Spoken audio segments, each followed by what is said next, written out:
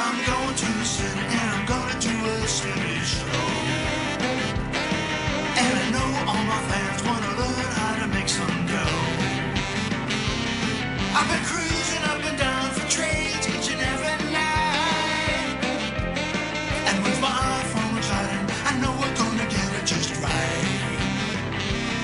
I'll get inside your mind, we'll have a real good time. We're gonna trade today, we gotta trade today. Go askSlim. Hi, I'm Steve Miller. Call me Slim. And this is the askSlim Market Week. It's a look back at what happened in the financial markets in the past week, and a look forward to what might happen in the next week. And hopefully, lots of great ideas and opportunities for you throughout the show. Well, the stock market continued to grind higher last week as investors completely ignored what seemed like mounting political risks to the president. Buyers moved from one group to another in this rotation that we're seeing, while the retail stocks, which drove markets to the upside, rested. And we saw techs and oils and materials rebounding that got the market moving up again. Friday brought this surge in the market to the upside as we made new highs this week on Tuesday and Friday. Tuesday just edging out the new high, Friday doing a little bit better. And that came as Fed head Powell's speech in Jackson Hole brought optimism in what was a relatively dovish speech. And that brought a surge in the metals, and we saw some pretty good materials moves, metals and materials on the upside. That also helped the gold market, the core of maybe today's move in materials, as what looked like some potential increases in interest rates in a very slow way got the markets thinking, well, we're not going to get all that tight, and we saw these metals jump. And also adding to that gold strength is that China came out and they acted to stabilize the yen. That's the yuan. That sent the dollar to the downside. In our last Future Speak and last Friday, we talked about the fact that we thought the dollar had some downside in it this week and that gold would come up and get into a resistance area. Gold got right into those numbers, and as far as the dollar goes, intermediate-wise, that seems like there are signs of an important top. So that could affect the overall money flow in the markets. With the dollar showing signs of peaking in here, metals will be better in that type of a market environment. The question is, will that bring a rotation or a change in leadership that continues to move the market to the upside? Can commodities rebounding, metals, materials, oils, other commodity stocks, take over where the techs, retail, where they left off in driving the market to the upside? I doubt it, but my skepticism has been wrong so far as the market, as it does continue to edge up to new highs, despite the fact that it appears that there's like no money to do that with margin rates at records and the net credit balances and brokerage accounts at record lows. That would seem that the money's not there, but they keep finding it and driving the market to the upside. Maybe that's about that money from all over the world that was coming in on a strong dollar. That could be changing, but again, my skepticism has been wrong. And also the technicals have been absolutely rock solid in all time frames. If you're not a member at askSlim, all of our members get the stock index report. You could subscribe to that all on its own also for $19 a month on our present opening special. That gives you an amazing amount of information. It's almost all completely technical with charts and numbers. And it gives you great graphics that show you the strength or weaknesses, and it's all strength right now in all time frames. So you'd want to see that, and if you were looking at that and not listening to skeptics, well, like me, then that would have definitely have kept you on the long side in this market, which does not show any weakness whatsoever. I'm going to show you a little different version of that when we get into the short-term view. In the meantime, let's take a look at our 60-minute chart of the S&P 500, and you can see this choppiness in the week that we have had as it has continued to edge to the upside in here. So you can see pretty good strength in there in the market. That came late today. Here is Friday. You could see that big gain right over there. On Monday, this was probably the main event, and here overnight, Sunday night, Monday, as the Chinese government intervened to buy stocks, and the yuan firm that got this rally here on Tuesday. Then here on Tuesday, the markets, that continued on the upside. That was actually Monday, that rally. And Tuesday, you can see the big upside move in here. There was some commentary right here that the president came out and said he wants the Fed to stop raising rates. The bonds at that point dipped and the dollar fell, and that lifted the foreign markets as we got the bounces in the yuan and the lira and foreign markets moving up. And then you had this rally here on Tuesday. But then the news came out about Stephen Cohen's plea deal, which implicated Trump, which may be meaningless. That's yet to be seen, but you could see what happened to the market as it plain out got scared by that news. It couldn't stay down, however, and we saw the markets move up again. New home sales sentiment slumped. It brought the market a little bit of a dip there, but strong retail earnings and rising oil lifted stocks, and they shook off that Cohen deal news and then moved up for at least the first half of the day. Fed minutes came out there. There was, comments about rate hikes coming and concerns over tariffs, but that only was a temporary dip as we saw the market again come back on a very similar news on Friday. It's amazing. Here on Thursday, you can see there was a big drop here in the morning and a big in the yuan, and the dollar popped big and the metals went down, and that was kind of a throwaway at that point for the metals.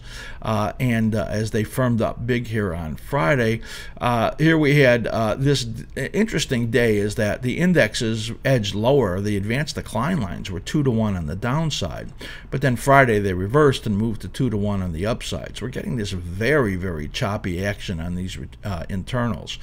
Here's where we got on Friday. The yuan rebounded, and China to reset their stabilization program, which they backed off of before when they wanted their yuan lower. So the Chinese yuan strengthened. Here, U.S. trade talks broke down again. They were sent those really low-level guys to talk, and they had nothing to talk about that they could agree on. And then came the Powell speech at Jackson Hole right over there, and the markets, really loved it. Stocks and gold jumped. Powell comments, seen as dovish. Strong economy continues. No risk of overheating economy or inflation. Rates gradually will go up based on what they see, and also made a comment that they're going to do what it takes on either side of inflation. So that's, just a statement on a very activist Fed. Got this rally going up, and then at midday here, it turns down. We have about 2 hours left in the trading session, but it seems like every dip brings buyers in, so I don't have a lot of confidence that this is going to continue on the downside as this market remains so incredibly strong. So that's the 60-minute chart, 24-hour chart of the S&P 500, the ES future. For the week, stocks strong. You had the S&P 500 and the Dow up about 0.75% so far. The Nasdaq up over 1%. The Russell going up about 1.75%. Maybe it'll be 2% by the end of the day. So again, markets continue to chug their way to the upside. Now, this is an unusual condition because the bond market, 30 years, were up 1 point. they are very strong, and I'll show you that in the short-term view. The technical patterns are just surprisingly strong. 10-year yields move down about 5 basis points, and you got to wonder when you see this action in the bond market, what do they know? Why are they moving into bonds this way right now when you have the stock market this strong? I mean, if they're moving in on some flight to safety, it's on something that we're not seeing yet. And I gotta wonder about that. I mean, yeah, there's the skeptic in me again. What is it that is having at all-time highs in the stock market, the bond market, get the bid that it has in it right now? Really got to wonder. Dollar down over 1% in the week. This is a big drop for the dollar. And those of you that look at intermediate patterns, that is an important top. We had a target of 97 in the dollar, and it got right there, and it gave that top. Gold up $22 on the week all Friday, and silver was actually down on the week, and the Friday bulge got it slightly to the plus side also. Oil, a monstrous week. Inventory numbers came out and surprised the market with poor numbers, bullish numbers, because there was less inventory, and $3.75 up on the week. At this point in oil, that is a big week, and that has brought leadership into some of these oil stocks. We had 2 oil stocks on our long setup list, and those are starting to move up well. As far as the best and worst for the week, I'm going to bring that to you in a moment. There was really surprisingly small moves overall in the markets, and you'll see that. If you would like to get our specials, to get all of our content, all of our 300 plus videos is level 2. Our rankings and trade setups, which is a remarkable, easy way to see the 80 best symbols to trade, is level 3, and level 4 is all of our charts plus everything else. You can get a half price special on that. Try it for a month, or just email me at slim@askSlim.com. That includes the stock index report, which you can also subscribe to all on its own for $19 during this special period. And if you want to see a sample of that for free, write an email to Matt, M-A-T-T, @askSlim.com. I'm going to be right back and bring you the best and worst stocks for the week.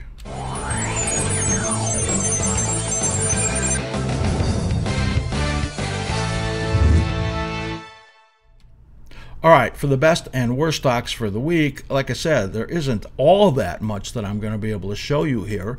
A couple of groups to the upside and a couple of groups to the downside in the best and worst. The first stock I'm going to show you is ADSK, Autodesk. It's not one I show a lot, but when you see this pattern, you're going to understand cycle analysis, and you're going to see that there are some very interesting rhythms in the market that are very recognizable. We do cycle analysis, which is the core of our analysis and what we believe is the heartbeat of the market. And you can see in here, these arrows show you that for the last 2 years, each of these cycle rhythms, each one has brought an upside move. There has been, well, one that kind of rested sideways right in the middle, but then it started to move up again. And look at this last week right in here that you can see. Monstrous upside move. So this is really the third week off the low. It's not very normal that the third week off the low will bring you a high. So they are up 18% on the week. Earnings beat. Analysts love it, upgrading it. But you got to worry about valuations in here. So the earnings for 2019 are projected at 90 cents. Well, this is a $155 stock. And our projections say that, well, based on these patterns, it could get way up to 166. But we have to throw a word of caution out here that, you know, when this upside impulse is over, there is a lot of risk in here because the valuations are high. So we see it moving up into these resistance zones of fib extensions, 160 to 166, and then really starting to struggle. Great move in here. Now, the techs, you know, this week tended to be some of the best stocks. Look at AMD. Now, this is also a stock that's been really bullish. You could see that double top in there worked way back over there. and it spent months and months and months churning to the downside. But then when this bullish cycle was established, once it broke above this level right over here at 1444, it then started to move sharply to the upside. You could see we are late in this cycle. It gets up through the fib target zone right over there, and there is a target way up over here at 2819, that fib extension that it might get to sometime before the end of the year. We're going to be looking for it to struggle a little bit here. If it got down here under the 21 into that support buy zone, we would love that. I mean, that would be a really good opportunity. We'll see if it can do that. Overall, they are really outperforming Intel. Intel messing up on some of their chips, and AMD really delivering on theirs, up 16% on the week, and analysts are liking this, and we like it too. So outside of some minor pullbacks in here, we think AMD is in good shape. NVIDIA, and you note that we're going over some of the semiconductors right now. We did a special video on Thursday on the semiconductor stocks and the biotechs. You're going to want to watch that, and if you become a level 2 member, or level 2, 3, or 4, you will be able to watch that. It gives you a great sense for our analysis on 13 different semiconductor stocks and 5 biotechs. So it will be a good one for you to watch. Here you could see, note here, the first week up in this cycle. You can see each of these cycles right over here as they go from a declining phase to a rally phase. That would be right in here, and right in here, and right in here, and right in here. Declining phase to a rally phase, and that is all very much in line.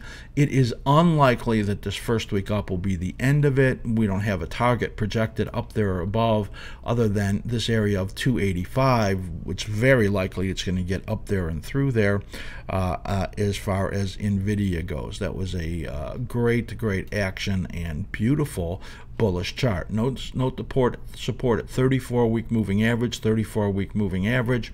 That's very typical. It gets into those support zones near that moving average and then explodes to the upside. I didn't put in that last one, but it was close to there, right there. So NVIDIA very strong for the week. And Netflix is the last one we're going to look at in the text right in here. And you can see in here, this was the right time for this to start to tick to the upside.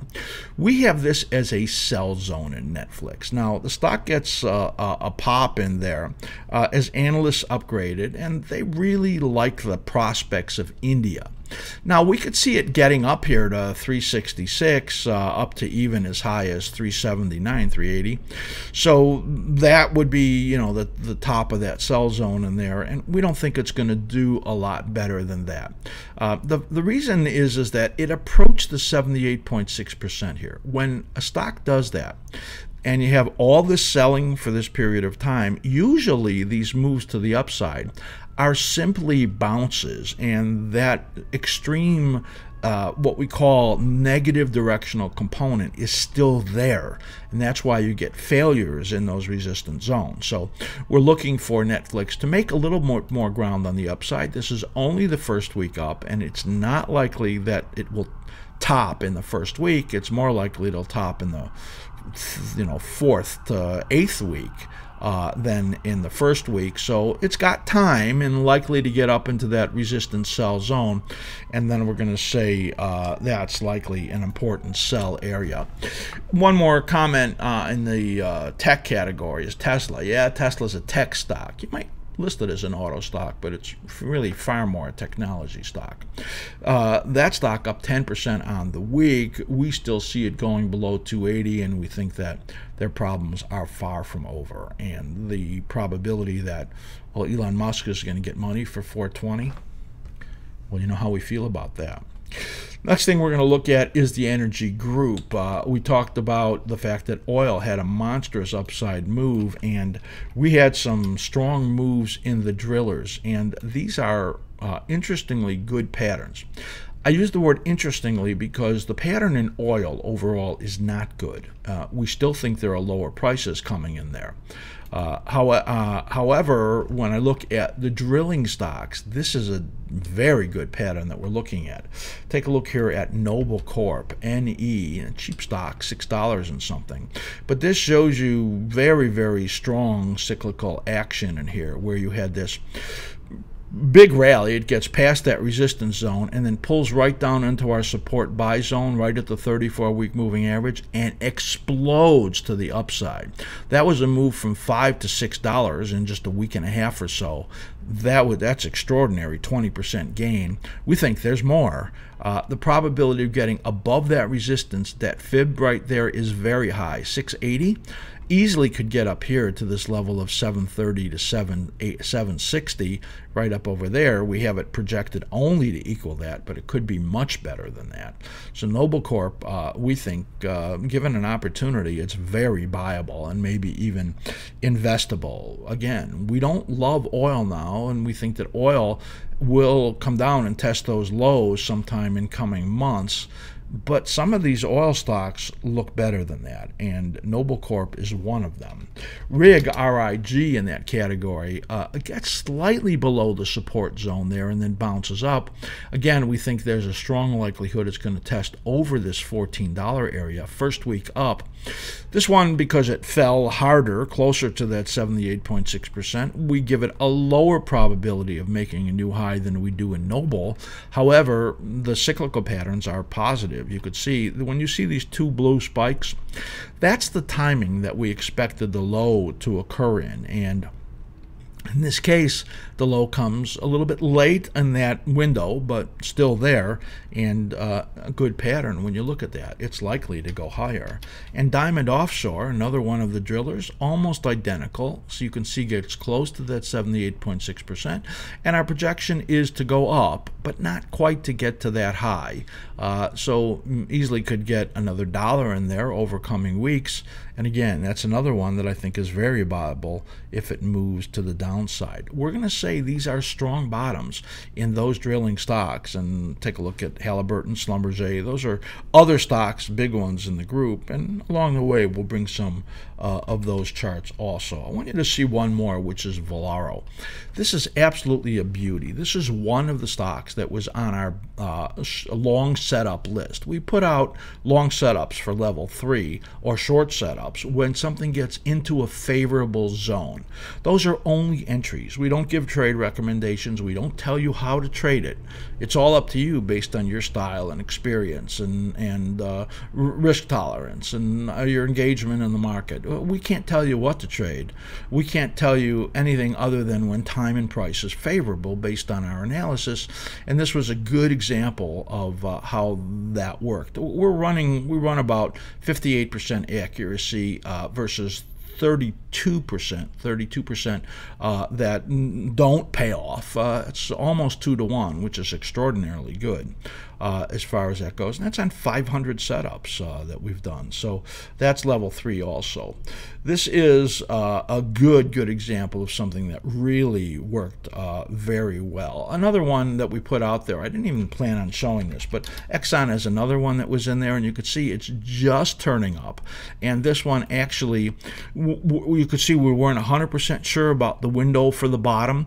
Now it looks like it's bottoming and following that a little better pattern right there. So you can see it moves up here from $76 to almost $80 and during this period where we've had it as a favorable setup. So that is a look at another one in Exxon, and you can see up nicely on the week. So that's the kind of things that we put out there when we think that something is entered a favorable zone, whether it's favorable for long side swing trade, because everything is swing trades, or it's favorable for a short side swing trade. Remember, time and price is what we really look at. The truth is that the best way to improve your success as a trader in the market, and most people are swing traders, even if you're option traders, you look for this window of some days to some number of weeks, and getting a favorable entry goes a long way to preventing the emotional triggers that might come up about being wrong, and to really overall improve your batting average on the win-loss of number of wins or losses, or the size of your wins or losses. That's what we really want to do, and that's what we try to do when we give this analysis to our members. So that's the level 3 members that get that, level 3 and level 4. That is a look at the best stocks for the week, and we'll take a look at just a few of the stocks that were down.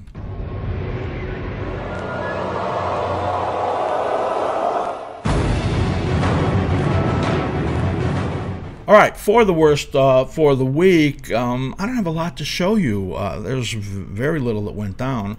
Like I said, the retail category, which had some big bursts, definitely is resting. And some of them, like last week I showed you, they were very mixed. There were some up strong and some down a lot. This week, well, there were no retail stocks that did great. There were some that did really poorly. One of them is Foot Locker. And I got to tell you, this is a stock in danger. This pattern that we've shown in here, you can see that there are multiple resistances, and those resistances, when they stop, basically that's about the time frame that we think that those are valid. So that's just basically outside of that, but that was an important level right over there, and it turned down. Now, here's what's really important about this. There's a very high probability that the rally that you can see right over here, so you can see there are rally phases and there are declining phases. And each declining phase, that's this brought a decline, right? This brought a decline, that brought a decline, that brought a decline, and that brought a decline. And each rally phase brings you like pretty good rallies. You could see right there. This one rallied and aborted immediately, and that is a bad sign. That essentially says that, well, we might have broken that support, and if that's the case, we're going to decline all the way out till December. So this stock moves down sharply. Their earnings missed, big disappointment. The earnings were mixed, sorry, but overall they were disappointed by them. And comp sales, I think, were also a difficulty, and not down about 9% on the week. And this is overall a stinking pattern that you look at right there. And we're really concerned that this is a breakdown. And if it gets under this week's low, it will confirm it. So if you see it trade down under here, let's say under 45.50, then you will know that there is problems in there. So that is a look at retail, and one more in the retail here is Gap stores. This also is a major problem. Can you believe all the stuff that's on our charts in here? You see all of our notations, all of our cycle analysis, and our projections, and you see all the cycle, candlestick charts that signals that often give us important bottoms and tops in cycle patterns. Here's an evening star made that cycle peak, an evening star made the cycle peak, sorry, dark cloud cover. An engulfing pattern brought that resumption to the upside right over there. So, and this negative configuration is important. It says the next rally will likely not achieve the high, and you could see it got really close but didn't make it, gave you that sell signal. Then you have another one in here, a resumption, and that evening star, and moves to the downside. This is the 78.6%. The timing in here says it falls through mid-September, so we think this is a major top in here. And you can see our note here, the failure below all those peaks and the negative configurations really speak to a major top. And so we would expect that sometime in September it bottoms. You get a rally that, well, you rally in retail into the Christmas season, and then we think it gets cremated after that. So we think this is a bad picture right over there, and just want to show you right in here.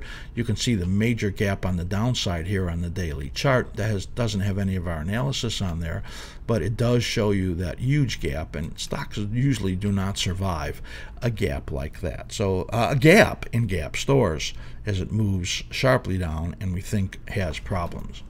So the last group I'm going to show you in the worst for the week is the brokers. Some news came out this week that JP Morgan is joining some of the other companies out there that are charging no commissions. Can you imagine that? For some of their customers, it will be a limited amount. For some of the bigger customers, it will be unlimited amount, so commission free. And that knocked the brokers down this week. Remember the big one out there with millions and millions of accounts is Robinhood, and they have really only an app to execute on, so there's no charting platform or any of that can really give you good information. But they're commission free also, and doing just an outstanding job in their growth of their business. Add all that up and the massive competition and commissions, and the brokers moved to the downside this week, and we think that these are problems for these companies. Not huge losses in here. We had only 3% or so losses in some of them, and overall we don't like the patterns that we're seeing in here. Ameritrade is the first one we're going to show you in here, and this one looks like it topped.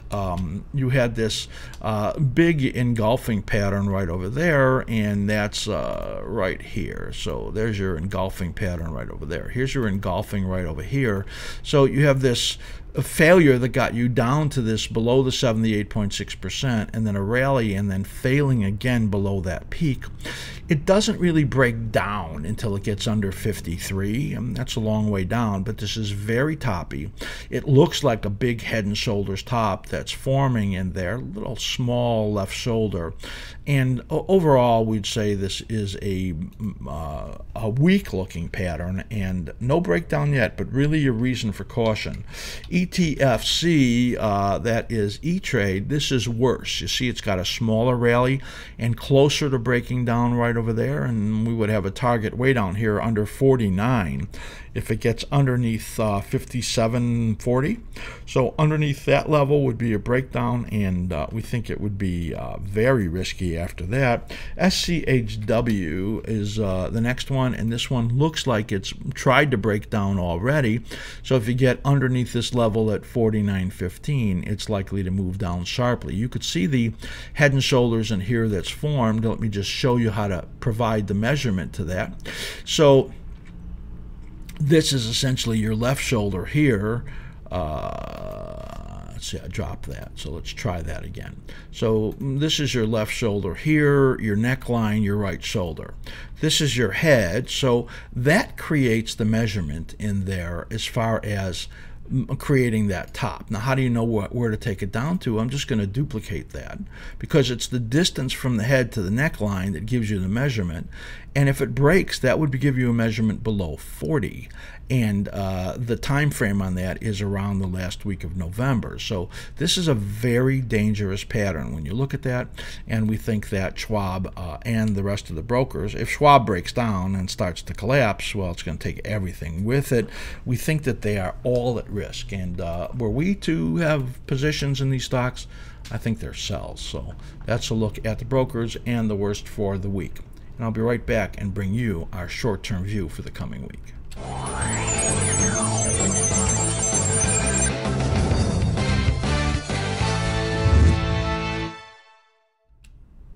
All right, short-term view for the coming week. When we say short-term, we mean that we're looking at the daily charts. That's what I show you. However, it's also weekly charts that I consider, and also intraday charts, also, and intraday numbers. And I'm going to show you something in the excuse me. I'm going to show you something in the indexes on some of our intraday studies that may be of value.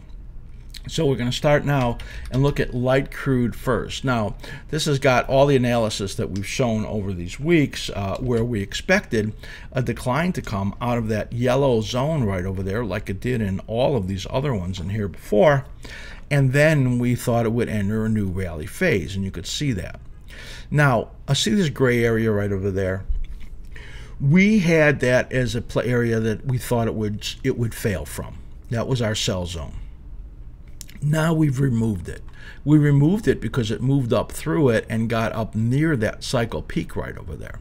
Now there is a resistance zone right over here that comes off of the weekly chart, and that starts at about $70. So there's still some upside potential in there, but we think that the intermediate patterns are still negative enough that it would not likely be able to move up through that. Still, you can see we give it some period of time in here before we really think it rolls over in earnest. So we would say that, we thought it would be an up week. We thought it would get up to as high as 67.70. It got more than $1 higher than that, so we were mostly right. So that's how we gauge how we do for the week, and that is how much did it follow the pattern, how much did it get up to support resistance levels, and how did it act around those levels. So that's how we rate ourselves. And oil, we were mostly right. It was stronger. We were right in the dollar, right in the gold market, mostly right in the bond market because, well, it didn't dip as low as though we thought it would be more rally coming in. So we get about 60% on the week because we were not right in the stock market, not in any way. So it was still a decent week. We like to be 60 or 65% correct, which is about 2 to 1.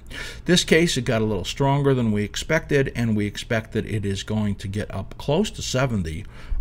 Here we'll say 69.80 to 70.10, and then really resist that area and move back to the downside. You could see these smaller patterns right over here. I'm highlighting that right in there, and you could see how it tracks those. And so we would be looking for a little bit more of a rally and then coming back to the downside. When we're sure about the anchor point, we'll put in some supports and take that remove sell zone out of there. Right now we don't quite have those levels to put in there. So that's a look at light crude. We're just going to look for a little bit higher to somewhere near the $70 area and then to fail.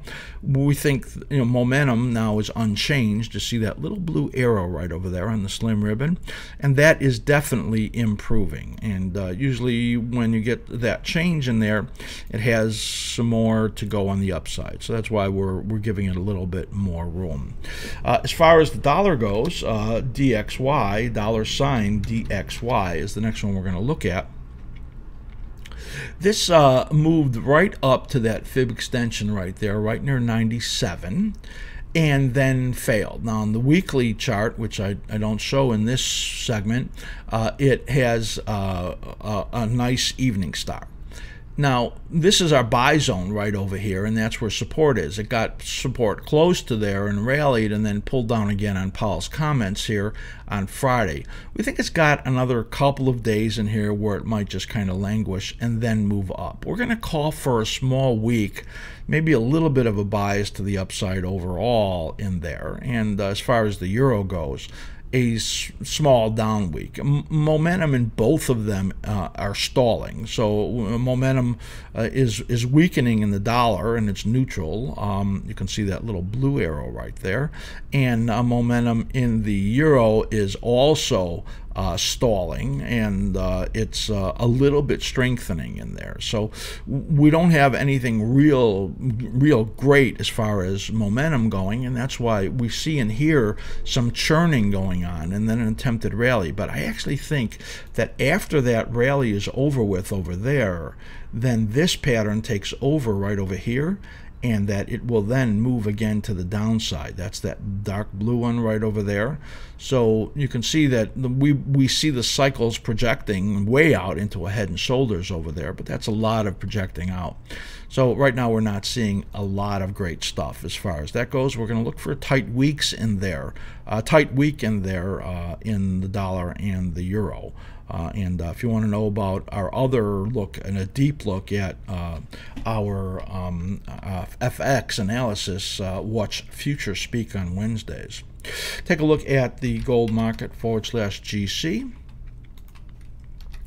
And we thought that what it would do would be that it would rally. We said an up week. We thought it would test resistance at 1208 and that we had a short-term bottom. Momentum was still negative, so we didn't give it the ability to blast out and get over those levels, but you can see that it traded pretty much as we expected, getting up into that resistance zone. 1208 was right there. This level over here is 1220.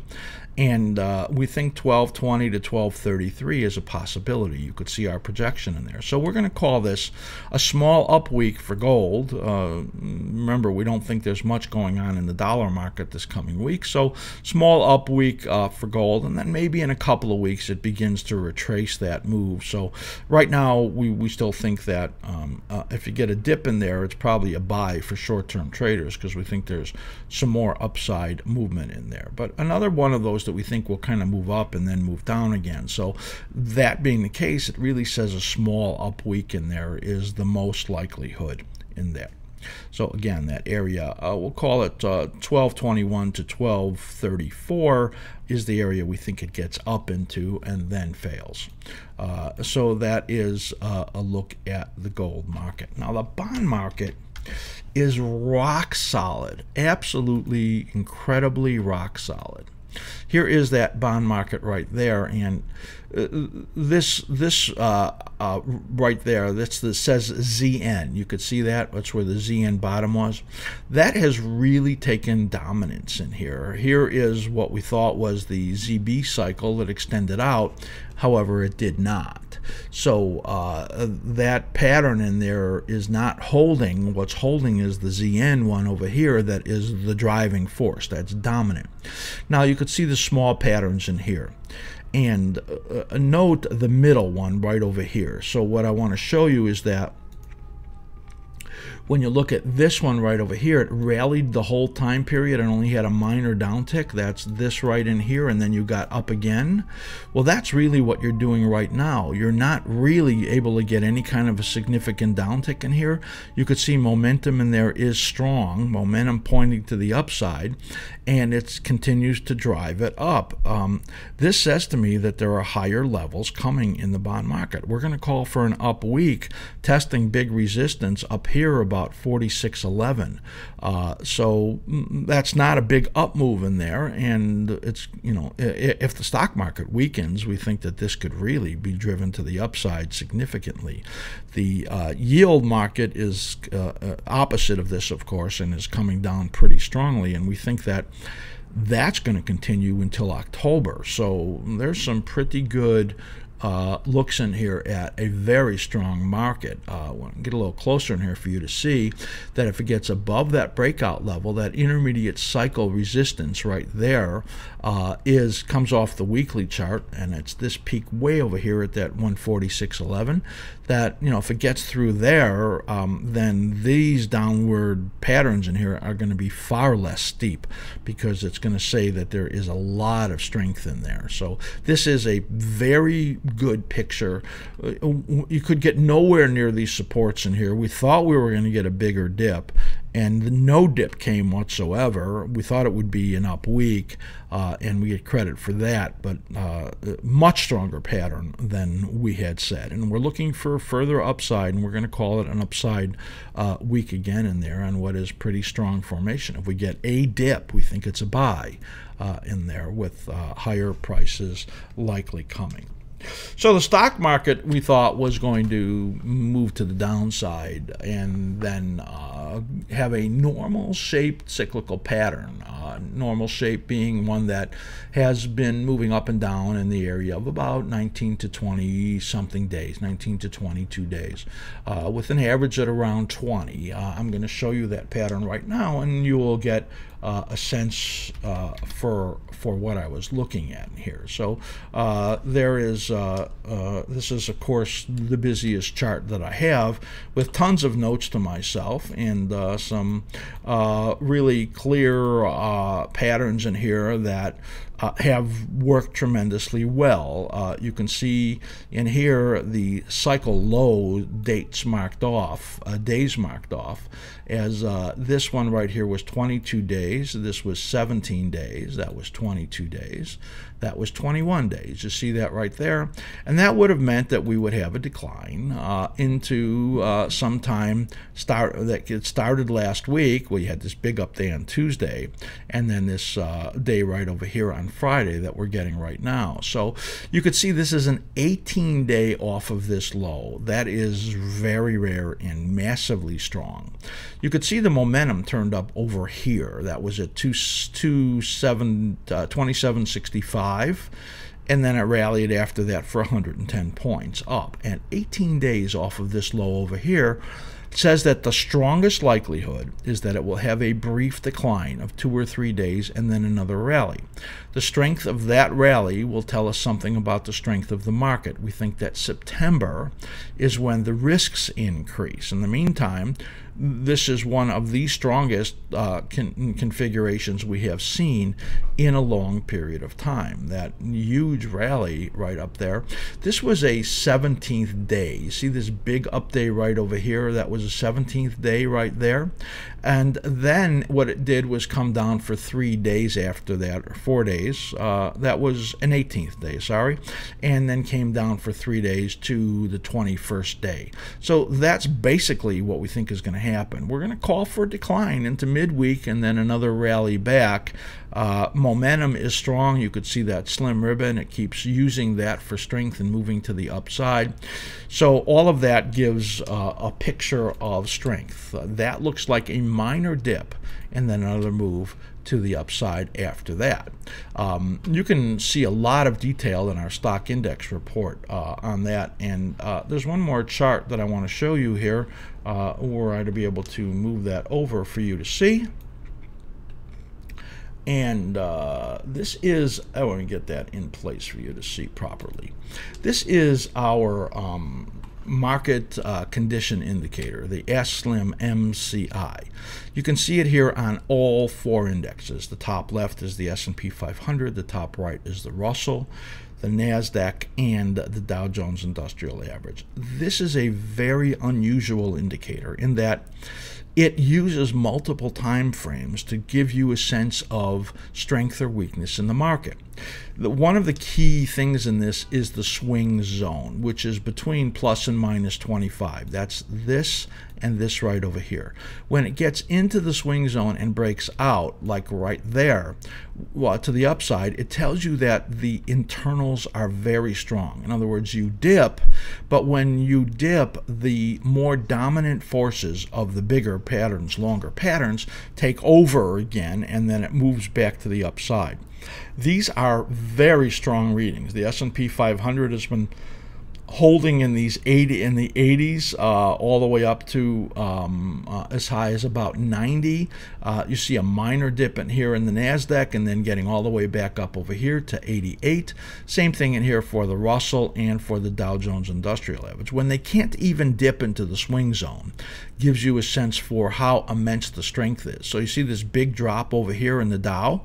It didn't even get it to the swing zone. That says that there's just huge strength in there. Now you can create this with the market condition indicator and compare different groups of stocks and compare stocks within a group or compare other indexes or commodities. It's for people that have a perspective of swing trading, really.